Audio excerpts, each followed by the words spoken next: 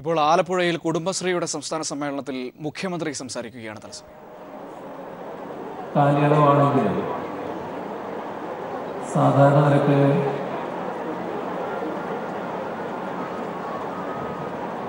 ഒരു യൗവനത്തിൻ്റെ കാലമാണ് എന്ന് നമുക്ക് ഏവർക്കും അറിയാം. അത്തരത്തിൽ ഊർജ്ജസ്വലതയിലേക്ക് ഈ 19 വർഷത്തിനുള്ളിൽ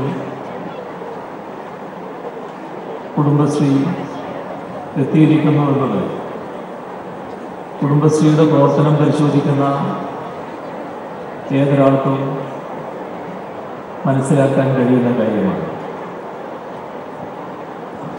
കേരളത്തിലെ സാമൂഹ്യ, സാംസ്കാരിക, സാമ്പത്തിക രംഗത്ത് കഴിഞ്ഞ 19 വർഷക്കാലം നല്ല രീതിയിൽ തന്നെ ഇടപെടാനും പ്രവർത്തിക്കാനും കുടുംബശ്രീക്ക് കഴിഞ്ഞിട്ടുണ്ട്. എല്ലാ സമയവും ഒരേപോലെ ആയിരുന്നു എന്നൊന്നും അതിന് അർത്ഥമില്ല. ചില ഘട്ടങ്ങളിൽ കുടുംബശ്രീക്കെതിരെയുള്ള ശക്തമായ നീക്കങ്ങളും കേരളത്തിൽ ഉയർന്നു വന്നത് നിങ്ങളുടെ അനുഭവത്തിലുള്ളതാണ്. അത്തരം നീക്കങ്ങൾ വിജയിക്കാതിരുന്നതും കുടുംബശ്രീയുടെ കരുത്തുകൊണ്ട് തന്നെയാണ് എന്നതും വസ്തുതയാണ്. കുടുംബശ്രീ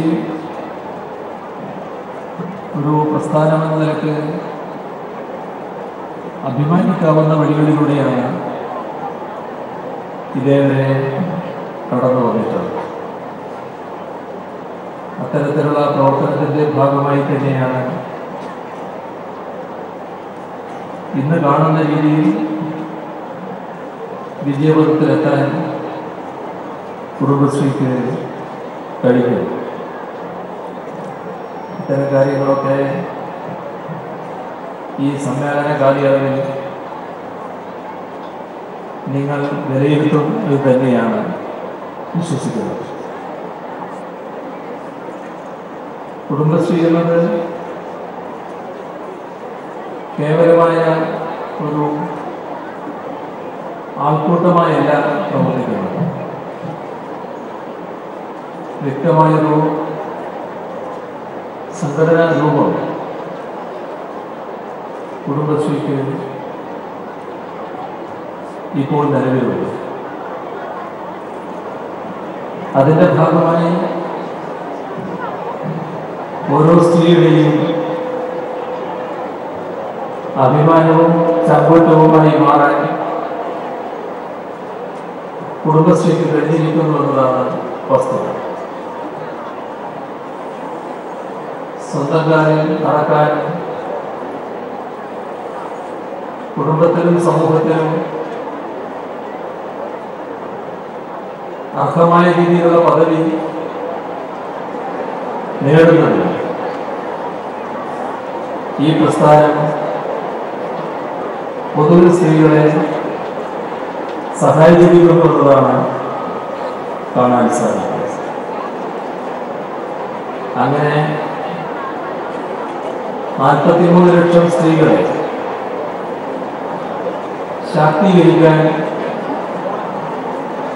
കുടുംബശ്രീ പ്രവർത്തനത്തിലൂടെ കഴിഞ്ഞിരിക്കുന്നു. അതുകൊണ്ടാണ് നാടിൻ്റെ വിവിധ ഭാഗങ്ങളിൽ കുടുംബശ്രീയുടെ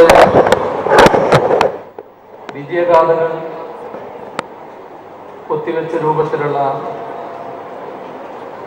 ഒട്ടേറെ കാര്യങ്ങൾ നമുക്ക് കാണാൻ കഴിയുന്നത്. ഇവിടെ പറഞ്ഞു, ആലപ്പുഴയിൽ 1992 ഇതിന് തുടക്കം കുറിച്ചതിനെക്കുറിച്ച് ലക്ഷക്കണക്കിന് സാധാരണക്കാരായ സ്ത്രീകൾക്ക് തൊഴിലും വരുമാനവും ഉറപ്പുവരുത്താൻ ഇതിലൂടെ കഴിയുകയും അവരെ സമൂഹത്തിന്റെ മുഖ്യധാരയിലേക്ക് കൊണ്ടുവരാൻ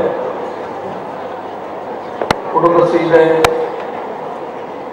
പ്രവർത്തനത്തിലൂടെ സാധിച്ചു എന്നതുമാണ് ഈ പ്രസ്ഥാനത്തിന്റെ ഏറ്റവും വലിയ നേട്ടം. ഈ കഴിഞ്ഞ ഒരു വർഷക്കാലം കുടുംബശ്രീയുടെ ഇതേവരെയുള്ള പ്രവർത്തന കാലയളവ് പരിശോധിച്ചാൽ ഒട്ടേറെ നേട്ടങ്ങൾ നേടാൻ കഴിഞ്ഞ ഒരു വർഷമാണ് എന്നതാണ് വസ്തുത. ഞാനതാകെ ആവർത്തിക്കാൻ ഉദ്ദേശിക്കുന്നില്ല. അധ്യക്ഷൻ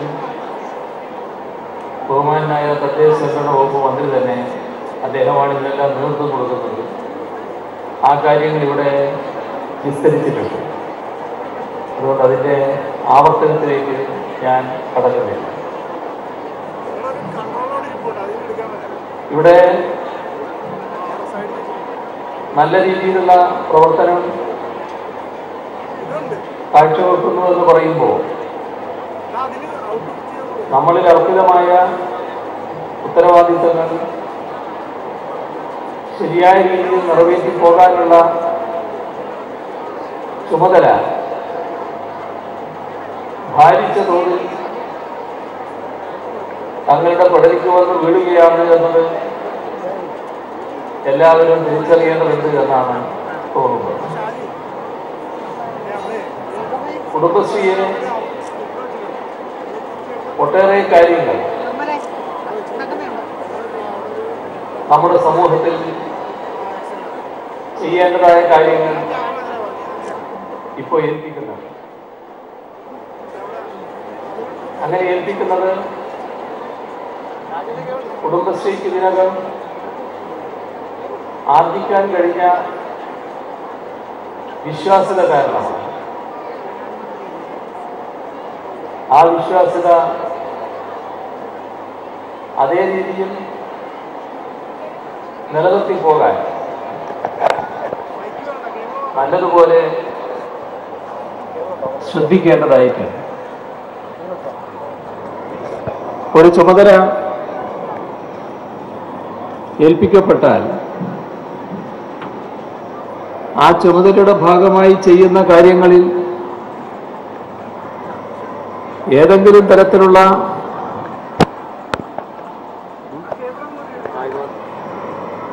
വഴിതെറ്റിപ്പോകൽ ഉണ്ടാകാതിരിക്കാൻ പ്രത്യേകം കരുതൽ വേണം. ആ കരുതലുണ്ടെങ്കിലേ ഇക്കാലത്തെ നമ്മുടെ സമൂഹത്തിൽ ശരിയായ രീതിയിൽ കാര്യങ്ങൾ നിർവഹിക്കാനാവും. ഭാരിച്ച ഉത്തരവാദിത്വങ്ങൾ വിശ്വാസ്യതയുടെ പേരിൽ ഏൽപ്പിക്കുകയാണ്. ഇപ്പം നമ്മുടെ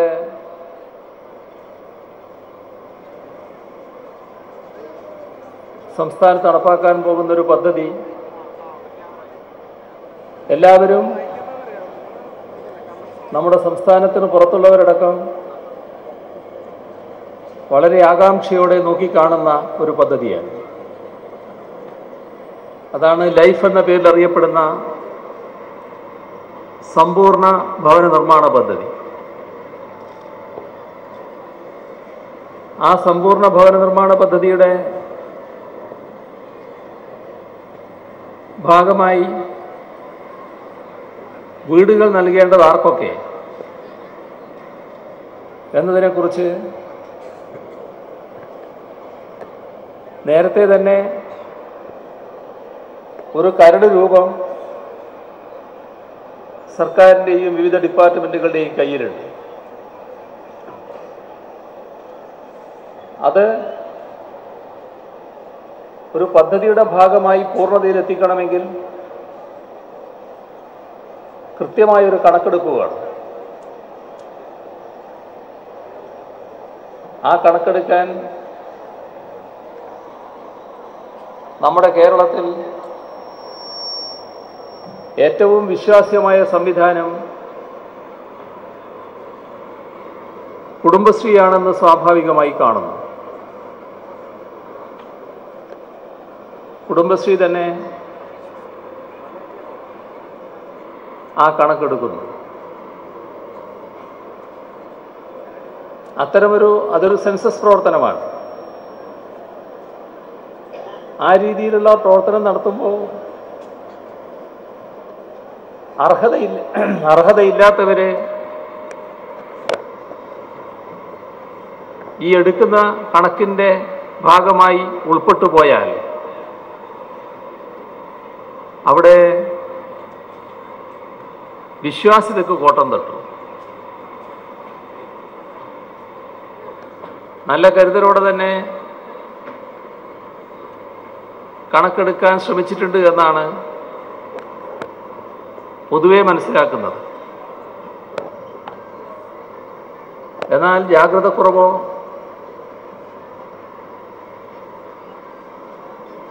അലംഭാവമോ ഉണ്ടായിപ്പോയാൽ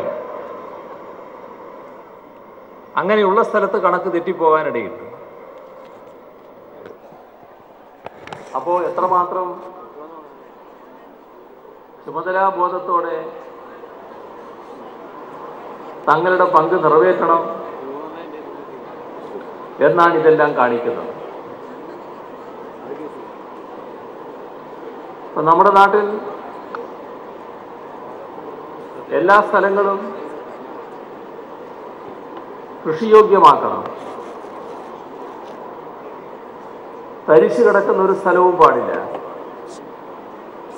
അവിടെയൊക്കെ കൃഷി ചെയ്യാനാവണം. ആ കാര്യങ്ങളിൽ കുറേ പ്രദേശങ്ങളിൽ ഫലപ്രദമായി തന്നെ കുടുംബശ്രീ ഇടപെടുന്നുണ്ട്. പക്ഷേ നമ്മുടെ സംസ്ഥാനത്തെ തരിശിടുന്ന സ്ഥലങ്ങളെല്ലാം കൃഷിയോഗ്യമായി കഴിഞ്ഞോ? ഇപ്പോഴും എല്ലാവരും ഇവിടെ കൂടിയിരിക്കുന്നത് നല്ല വൃത്തിബോധത്തോടെയാണ്. രാവിലെ കുളിച്ചിട്ടുണ്ട്, ഇനിയിപ്പം ലേശം വേർപ്പൊക്കെ ആയാൽ വൈകുന്നേരം വീണ്ടും കുളിക്കും. ഇതൊക്കെയാണ് നമ്മുടെ മലയാളിയുടെ സാധാരണ സ്വഭാവം. ഇപ്പോൾ വ്യക്തി ശുദ്ധിയിൽ വലിയ താല്പര്യം കാണിക്കുന്നവരാണ് നമ്മൾ. എന്തുകൊണ്ടാണ് ഹരിത കേരള മിഷൻ പ്രഖ്യാപിക്കേണ്ടി വന്നത്? ഈ വ്യക്തിശുദ്ധിയിൽ കുറച്ച് അമിതമായ താല്പര്യം തന്നെ കാണിക്കുന്ന മലയാളി ജീവിക്കുന്ന സ്ഥലമെടുത്താൽ, ആ ചുറ്റുപാടെടുത്താൽ പലയിടങ്ങളും വൃത്തിഹീനമാണ്. വീടല്ല വൃത്തിഹീനം, വീടും പരിസരവും വൃത്തിയായി വെക്കാൻ പലരും ശ്രദ്ധിക്കും.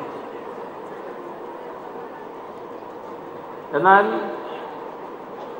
സമൂഹത്തെ ആകെ ദുർഗന്ധപൂരിതമാക്കുമാറുള്ള മാലിന്യങ്ങൾ കൊണ്ട് നിറയുകയാണ് പൊതുസ്ഥലം. എവിടെ ഒരു ചെറിയ പൊതുസ്ഥലമുണ്ടോ അവിടെ മാലിന്യം കൊണ്ടുപോയിടുക.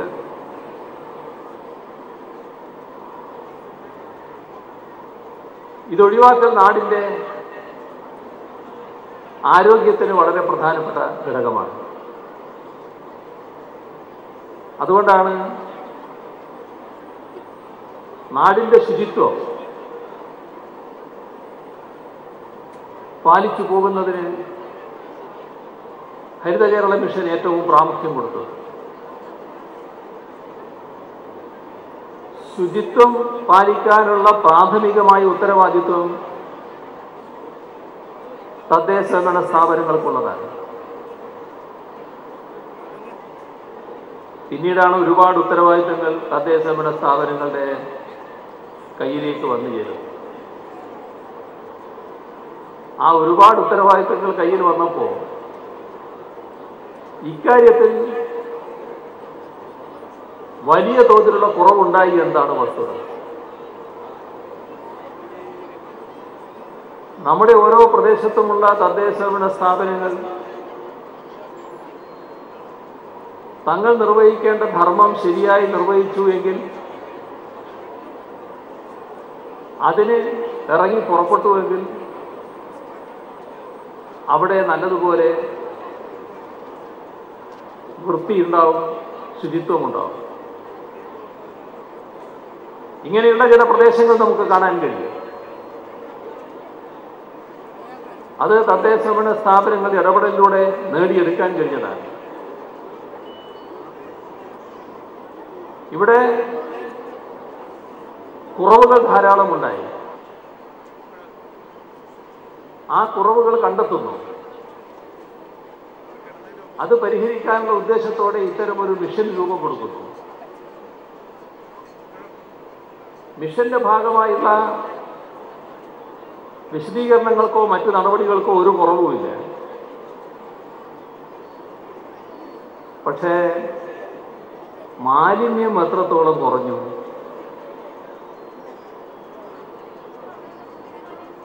ഇപ്പോ മഴ ആരംഭിക്കുന്നതിന് മുൻപ് തന്നെ, മഴക്കാലം ആരംഭിക്കുന്നതിന് മുൻപ് തന്നെ നാട്ടിൽ വിവിധ തരം പനി വന്നു. പനി വ്യാപിച്ച സ്ഥലങ്ങളെല്ലാം പരിശോധിച്ച് നോക്കി. ആ പ്രദേശം വൃത്തിയോടെ സൂക്ഷിക്കാൻ കഴിയാത്തത് കൊണ്ടാണ് ഉണ്ടായിട്ടുള്ളത്.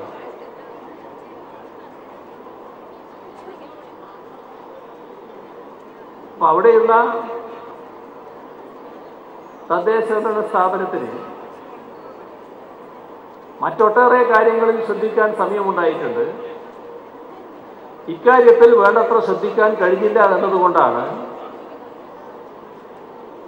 ഈ അവസ്ഥ വന്നത്.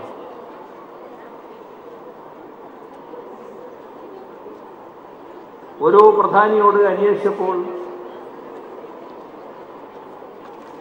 അദ്ദേഹത്തിന് ലഭിച്ച മറുപടിയിൽ നിന്ന് മനസ്സിലാക്കാൻ കഴിഞ്ഞ കാര്യം വെച്ച് ഇത് പറയുകയാണ്. അപ്പോൾ ഹരിത കേരള മിഷൻ ഉണ്ടായത് കൊണ്ട് മാത്രം അതിൻ്റെ ഭാഗമായി എല്ലാവരെയും തെര്യപ്പെടുത്താനുള്ള ശ്രമം നടന്നതിൻ്റെ ഭാഗമായി മാത്രം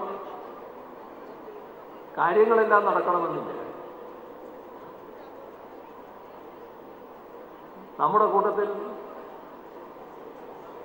ചിലര് കേൾക്കുന്ന കാര്യങ്ങൾ ഒരു ചെവിയിലൂടെ കേൾക്കുമ്പോൾ മറു ചെവിയിലൂടെ അതേ സമയം തന്നെ വിട്ടുകളയുന്നുണ്ട്. അത് പിന്നെ തന്നിൽ അവശേഷിക്കുന്നില്ല എന്ന നിലയിൽ എത്തിപ്പെടുന്നവരുണ്ട്. ഇതുകൊണ്ടാണ് ദൗർഭാഗ്യകരമായി ഈ അവസ്ഥ തുടരുന്നത്. ഉറവിട മാലിന്യ സംസ്കരണം എന്നൊക്കെ ഇടക്കിടക്ക് പറഞ്ഞുകൊണ്ടിരിക്കാറുണ്ടല്ലോ. ഇപ്പൊ വലിയ പട്ടണങ്ങളിലെ ഹോട്ടലുകളിൽ നിന്ന് ചാക്കുകെട്ടിൽ മാലിന്യങ്ങൾ എവിടെയാണോ അവിടെ മാലിന്യം പൊതുവായി ഇടുന്നത് അവിടെ കൊണ്ടുപോയി ഇടുകയാണ്. എന്ത് നടപടിയെടുക്കാൻ കഴിഞ്ഞു? നടപടി എടുക്കേണ്ടവര് എന്തുകൊണ്ട് കാണുന്നില്ല? അതല്ലേ ആളുകൾ ചോദിക്കുന്നത്, നാട്ടുകാർ ചോദിക്കുന്നു.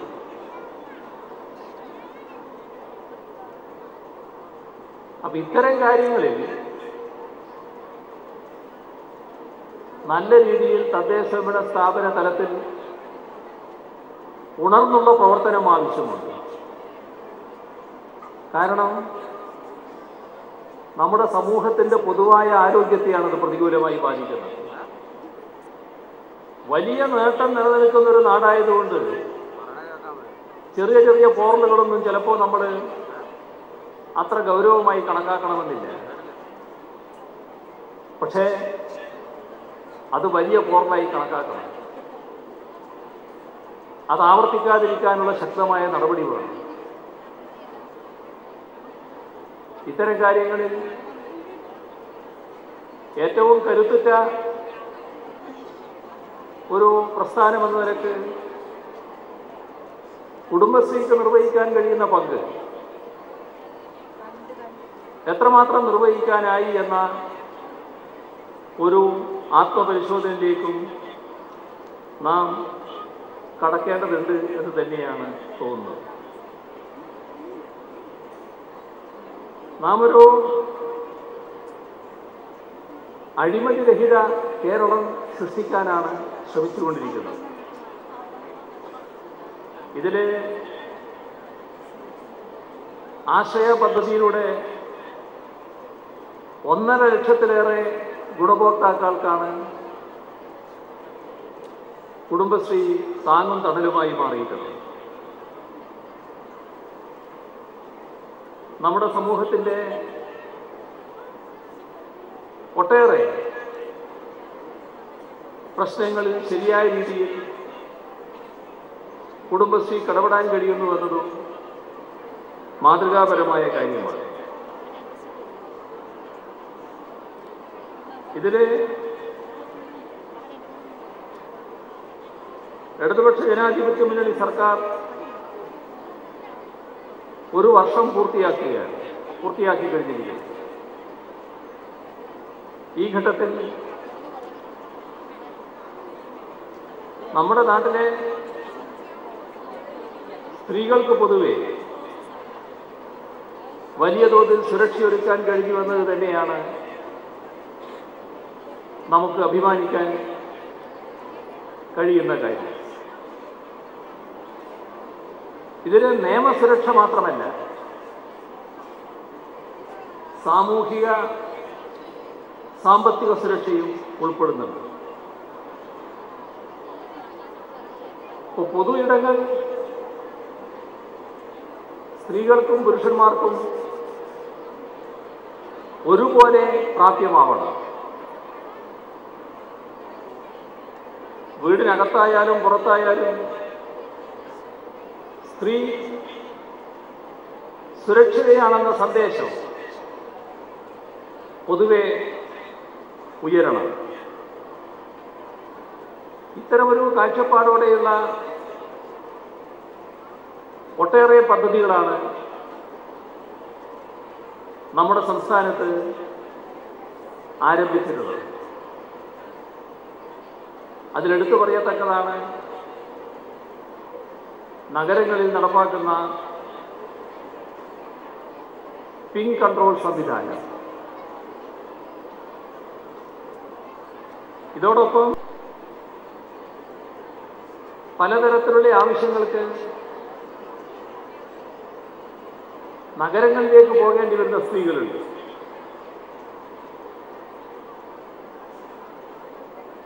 ഒരു രാത്രി നഗരത്തിൽ കഴിയേണ്ടി വരികയാണെങ്കിൽ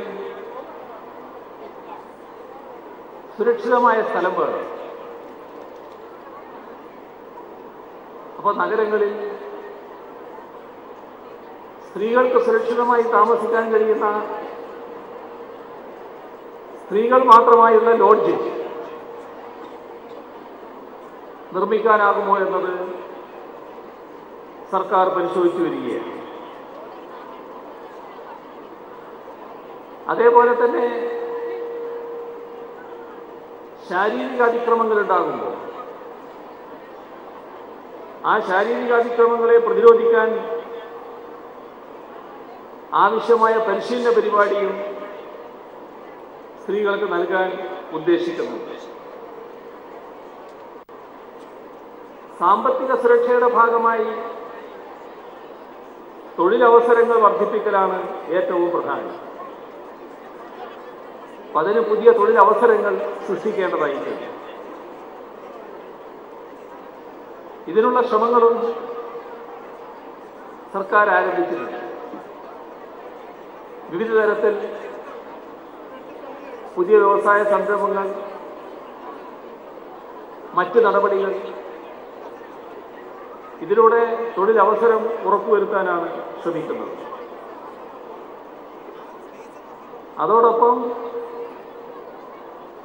പ്രാദേശികമായി വിപണന സാധ്യതയുള്ള കാര്യങ്ങൾ, ഉൽപ്പാദിപ്പിക്കുന്ന സംരംഭങ്ങൾ തുടങ്ങുന്നതിലും പ്രത്യേകം ശ്രദ്ധിക്കേണ്ടതായിട്ടുണ്ട്. ഇത്തരം കാര്യങ്ങൾക്ക് മുൻകൈയെടുക്കാൻ തന്നെയാണ് സർക്കാർ ഉദ്ദേശിക്കുന്നത്. സ്ത്രീകളുടെ യാത്രകളുമായി ബന്ധപ്പെട്ട് ഏറ്റവും വലിയ പ്രശ്നം ഉയർന്നു വരുന്നത് പട്ടണങ്ങളിലും മറ്റും മതിയായ ടോയ്ലറ്റ് സൗകര്യങ്ങളില്ല എന്നുള്ളതാണ്. ടോയ്ലറ്റ് സൗകര്യമടക്കമുള്ള മറ്റ് സൗകര്യങ്ങളാകെ ഇത്തരം കേന്ദ്രങ്ങളിൽ ഒരുക്കുന്നതിനാണ് സർക്കാർ ഉദ്ദേശിക്കുന്നത്.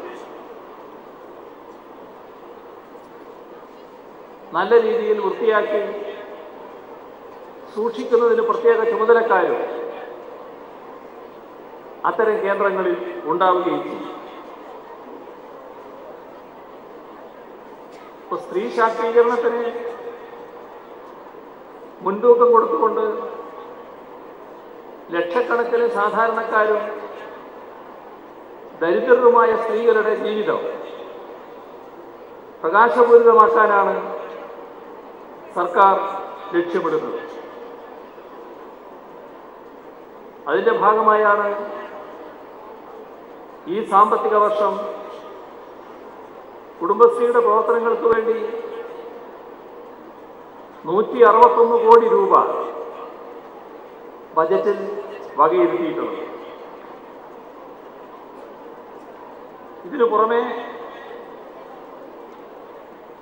നമ്മുടെ ദേശീയ ഗ്രാമീണ ഉപജീവന ദൗത്യമുണ്ട്. ആ തുകയും കൂടി ചേരുമ്പോൾ കുടുംബശ്രീക്ക് 250 കോടി രൂപയിലധികം ലഭ്യമാകും. അപ്പോൾ നിങ്ങൾ തുടങ്ങിവെച്ചതും തുടങ്ങാൻ ഉദ്ദേശിക്കുന്നതുമായ എല്ലാ പ്രവർത്തനങ്ങൾക്കും സർക്കാരിൻ്റെ പിന്തുണയുണ്ടാവും. സർക്കാർ കുടുംബശ്രീയോടൊപ്പം ഉണ്ടാകും എന്നറിയിച്ചുകൊണ്ട് മറ്റു കൂടുതൽ കാര്യങ്ങളിലേക്ക് കടക്കാതെ ഈ സമ്മേളനത്തിൻ്റെ ഉദ്ഘാടനം നിർവഹിച്ചതായി ഒരിക്കൽ കൂടി അറിയിച്ചുകൊണ്ട് അവസാനിപ്പിക്കുന്നു. നിങ്ങൾക്കെൻ്റെ സ്നേഹാഭിവാദം. സംസ്ഥാനത്തെ പെൺകരുത്തിന് പ്രത്യാശയേകുന്ന ഒപ്പം കുടുംബശ്രീയുടെ സംസ്ഥാന സമ്മേളനത്തിൽ മുഖ്യമന്ത്രി സംസാരിക്കുകയായിരുന്നു. തത്സമയ ദൃശ്യങ്ങളാണ് കണ്ടത്. രാജ്യത്ത് സിക്ക വൈറസിന്റെ സാന്നിധ്യം സ്ഥിരീകരിച്ചു. അഹമ്മദാബാദിൽ 3 പേർക്ക് വൈറസ് ബാധിച്ചതായി ലോകാരോഗ്യ സംഘടനയുടെ റിപ്പോർട്ട്. ഈഡിസ് കൊതുകുകളിലൂടെ പകരുന്ന സിക്ക വൈറസ് ഇന്ത്യയിലും സ്ഥിരീകരിച്ചതായാണ് ലോകാരോഗ്യ സംഘടനയുടെ റിപ്പോർട്ട്. അഹമ്മദാബാദിലെ BJ മെഡിക്കൽ കോളേജിൽ നടത്തിയ രക്തപരിശോധനയിലാണ് 3 പേർക്ക് രോഗം സ്ഥിരീകരിച്ചത്. ഇന്ത്യയിൽ ആദ്യമായാണ് സിക്ക വൈറസ് സാന്നിധ്യം കണ്ടെത്തുന്നതും. അഹമ്മദാബാദ് സ്വദേശികളായ 64-കാരനിലും 34-കാരിയിലും 22-കാരിയായ ഗർഭിണിയിലുമാണ് വൈറസ് ബാധ സ്ഥിരീകരിച്ചത്. ഡെങ്കിപ്പനിക്ക് സമാനമായ രോഗലക്ഷണങ്ങളാണ് വൈറസ് ബാധിതരിൽ പ്രകടമായത്. കടുത്ത പനി, തലവേദന, കൺപോളകൾക്ക് വീക്കം, ശരീരത്തിൽ ചുവന്ന പാടുകൾ, ചെങ്കണ്ണ തുടങ്ങിയവയാണ് രോഗലക്ഷണം. രോഗബാധിതനായ ഒരാളിൽ നിന്നും രക്തം സ്വീകരിക്കുന്നതുവഴിയും ലൈംഗിക ബന്ധത്തിൽ ഏർപ്പെടുന്നതിലൂടെയും രോഗാണു മറ്റൊരാളിലേക്ക് പകരാൻ ഇടയുണ്ട്. ഗർഭിണിയായ സ്ത്രീകളിൽ വൈറസ് ബാധിച്ചാൽ ഇത് ഗർഭസ്ഥ ശിശുവിനെയും ബാധിക്കും. കുട്ടിയുടെ തലയുടെ വളർച്ച അസാമാന്യമാം വിധം ചുരുങ്ങുകയും നാഡീവളർച്ച തകരാറിലാവുകയും ജനിതക വൈകല്യത്തിന് ഇടയാക്കുകയും ചെയ്യും. ബ്രസീലിലാണ് സിക്ക വൈറസ് രോഗബാധ ആദ്യമായി കണ്ടെത്തുന്നത്. ആഫ്രിക്കൻ രാജ്യങ്ങളിലാണ് രോഗം ഏറെയും ബാധിച്ചത്. News desk, people TV.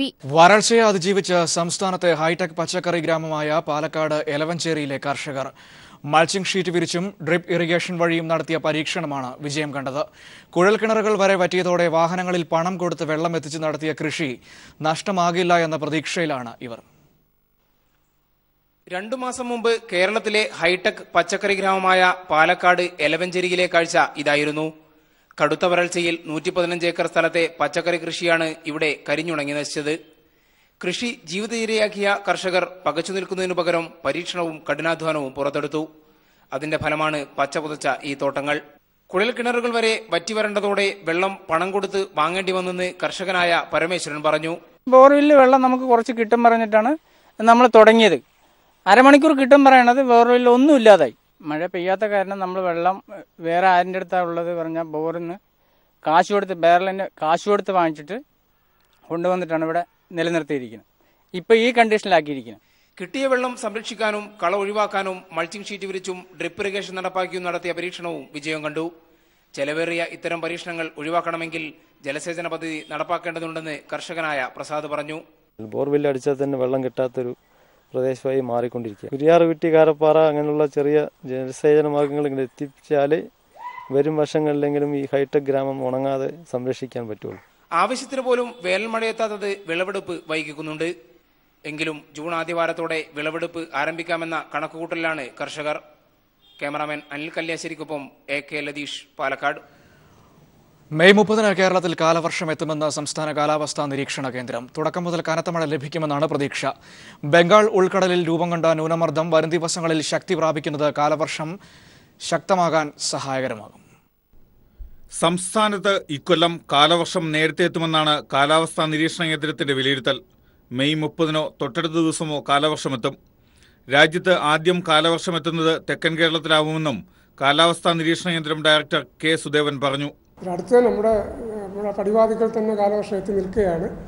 ഇനി അനുകൂല ഘടകങ്ങൾ ഒത്തിണങ്ങുമ്പോൾ നമുക്ക് കാലവർഷം കേരളത്തിൽ എപ്പോൾ വേണമെങ്കിലും ആരംഭിക്കാം. നമ്മുടെ ഇപ്പോഴത്തെ പ്രഡിക്ഷൻ എന്ന് പറഞ്ഞാൽ 30 മെയ് 30, 31 തീയതികളിൽ തെക്കൻ കേരളത്തിൽ കാലവർഷം ആരംഭിക്കും എന്നാണ്. എല്ലാ ദിവസവും ഒറ്റപ്പെട്ട കനത്ത മഴയ്ക്ക് സാധ്യതയുണ്ട്. സെപ്റ്റംബർ വരെ 4 മാസം നീളുന്ന കാലവർഷക്കാലത്ത് തുടക്കം മുതൽ കനത്ത മഴ ലഭിക്കുമെന്നാണ് പ്രതീക്ഷ. കാരണം അടുപ്പിച്ചടുപ്പിച്ച് മൺസൂൺ ഫെയിലിയർ ആയിട്ടുള്ള ഒരു ചരിത്രം കേരളത്തിനില്ല. അങ്ങനെ നോക്കുകയാണെങ്കിൽ നമുക്ക് ഈ വർഷം നല്ല മഴ പ്രതീക്ഷിക്കാം. മഴ തുടക്കം തന്നെ ഒരു നല്ലതായിരിക്കാം. ഇപ്പം നമ്മൾ 30-ാം തീയതി മൺസൂൺ തുടങ്ങുമെന്ന് പറയുമ്പോൾ 30-ന് തന്നെ നമുക്ക് നല്ല രീതിയിൽ മഴ കിട്ടി തുടങ്ങാം എന്നുള്ളൊരു സ്ഥിതിവിശേഷമാണ് കാണുന്നത്. ബംഗാൾ ഉൾക്കടലിൽ രൂപം കൊണ്ട ന്യൂനമർദ്ദം വരും ദിവസങ്ങളിൽ ശക്തി പ്രാപിക്കും. ഇത് വടക്കോട്ട് നീങ്ങുന്നതോടെ കാറ്റ് ശക്തിപ്പെടുകയും കേരളത്തിൽ കനത്ത മഴ ലഭിക്കുകയും ചെയ്യുമെന്നും ഡയറക്ടർ പറഞ്ഞു. അന്നേരം ഈ 2 മാസമാണ് നമ്മുടെ പ്രതീക്ഷ. 2 മാസം നല്ല മഴ നമുക്ക് പ്രതീക്ഷിക്കാം. അങ്ങനെയുള്ള ഘടകങ്ങളൊക്കെയാണ് ഒത്തിണങ്ങി വരുന്നത്. ഇപ്പം തുടക്കം തന്നെ ഇപ്പം ബേ ബംഗാളില്ല അല്ലെങ്കിൽ ബംഗാൾ ഉൾക്കടലിൽ ഒരു ന്യൂനമർദ്ദം ഉണ്ടായിട്ടുണ്ട്. അത് വരും ദിവസങ്ങളിൽ ശക്തി പ്രാപിച്ച് വടക്കോട്ട് നീങ്ങുമെന്നാണ് കാണുന്നത്. ആദ്യ 2 മാസത്തിന് ശേഷം മഴ ലഭ്യത വിലയിരുത്തും. സംസ്ഥാനത്ത് ഇത്തവണ മെച്ചപ്പെട്ട വേനൽ മഴ ലഭിച്ചു. കാലവർഷവുമായി ബന്ധപ്പെട്ട എല്ലാ മുന്നറിയിപ്പുകളും നൽകി. കാലവർഷത്തിന്റെ അവസാന ഘട്ടത്തിൽ ഡാമുകളുടെ വൃഷ്ടിപ്രദേശത്ത് കൃത്രിമ മഴ സൃഷ്ടിക്കാനുള്ള മുന്നൊരുക്കങ്ങളും കാലാവസ്ഥാ നിരീക്ഷണ കേന്ദ്രം ആരംഭിച്ചിട്ടുണ്ട്. News bureau, Thiruvananthapuram.